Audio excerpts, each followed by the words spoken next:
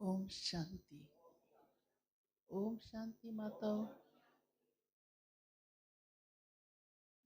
आज मेरे बाबा ने इस भारत का जो विश्व का गुरु रहा और होगा ही, हाँ, उसके उत्थान और पतन का राज सुनाया है कि इतना धनवान भारत, जिसकी महिमा सारी दुनिया सोने की चिड़िया कह के करती है, आज भी वो इतना कंगाल कौड़ी तुल्य कैसे बन गया। भले आज भी इसका नंबर वर्तमान में बहुत ऊंचा है, बहुत विशेषताएं हैं, लेकिन जो भारत असली था वो कैसा था, और फिर धीरे धीरे कितना कैसा मोहताज कंगाल हो गया। तो बाबा ने कहा, जब तुम लोगों ने, तुम बच्चों ने, सारे ही बच्चे हैं ना बाबा के, तो बाप की ही ग्लानि करना शुरू कर दी,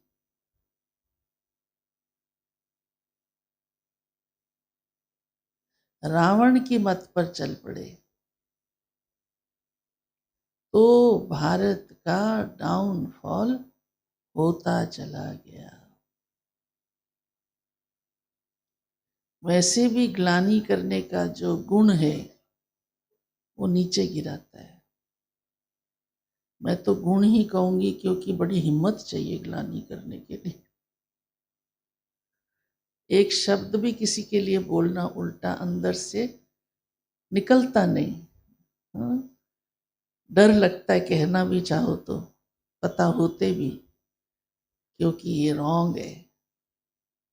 और हम यही गलती द्वापर और कलयुग में करते रहे। भले वो गलती तो इतनी गलत भी नहीं थी, क्योंकि अनजाने में करते रहे। भावना खराब नहीं थी, भावना तो अच्छी थी, लेकिन उससे भटक गए ना, बाप से दूर हो गए। ग्लानि करने वाला समीप रह सकता है, हम्म? दिल पे चढ़ सकता है, तो बाप का कहना नहीं माना, दूर होते गए, भटक गए कहो, पहचान से भी वंचित रहे। अब बाबा इसलिए आकर हमें पहचान देता है, बच्चे जो गलती की है उसको सुधारो।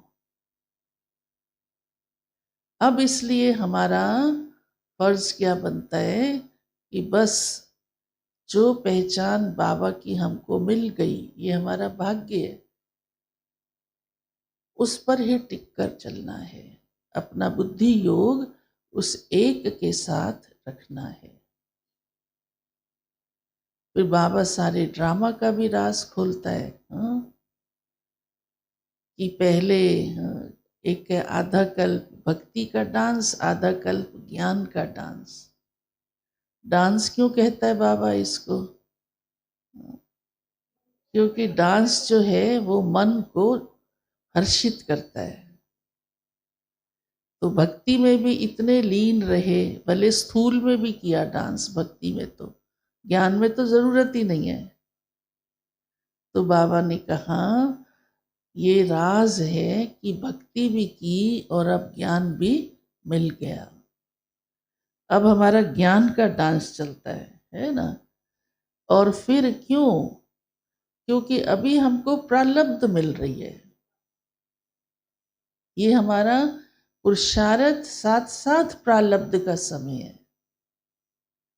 वो पुरुषार्थ नहीं था, क्योंकि उससे कुछ जमा नहीं हुआ पहले। भले भक्ति की, भक्ति में भी मेहनत तो की।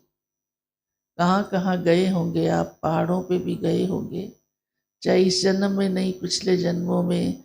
वहाँ भी कितने व्रत रखे होंगे, तपस्या की होगी, कांटों पर भी चढ़े होंगे, की तो भक्ति जबरदस्त होगी ना। भगवान को कितना बुलाया होगा। जब रावण ने ही शिव शिव कह के पर्वत पे बैठकर उससे वरदान पा लिया, फिर हम तो भगवान के बच्चे बन गए। तो जो भक्ति की 63 जन्म, तो उसकी प्रारब्ध इस समय मिल रही है ना।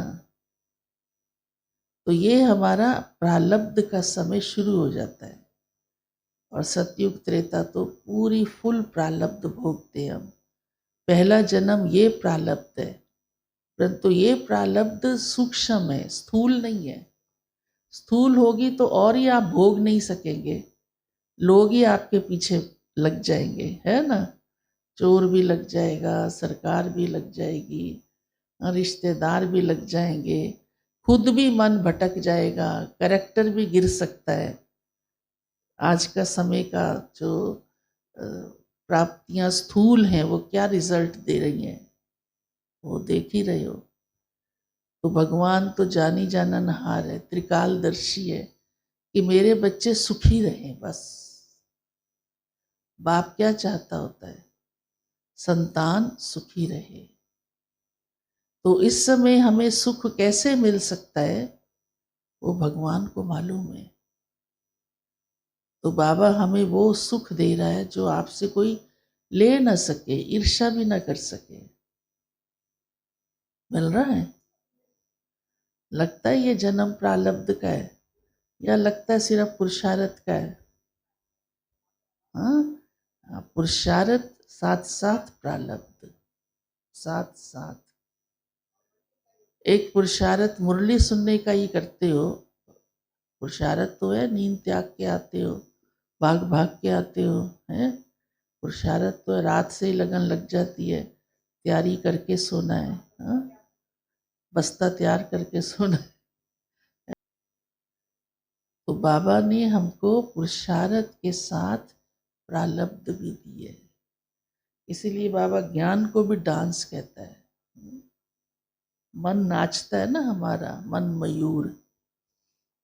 फिर बाबा ने कहा ध्यान रखना है कि मेरे से अब कोई विक्रम नहीं बनना चाहिए, अब नहीं बनना चाहिए,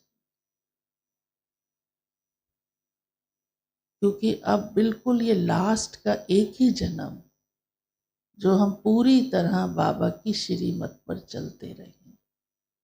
एक जन्म का भी कितना तो पार कर चुके हैं, हाँ, शरीर का भी और आत्मा का भी यात्रा कितनी पार हो चुकी है ना। अभी आप कोई पैदाइशी बच्चे थोड़ा हो, और ज्ञान के हिसाब से भी कितने अनुभवी पुराने, चाहे कोई 5 वर्ष का है, चाहे कोई 10, 20, 50 वर्ष का है। इससे ज़्यादा और क्या अनुभव चाहिए।